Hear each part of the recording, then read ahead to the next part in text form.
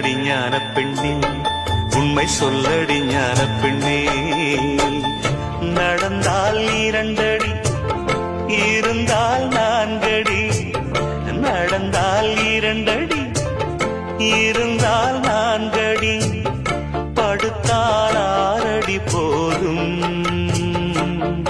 இந்த நிலமும் அந்த வானமும் அது எல்லோர்க்கும் சொந்தம்.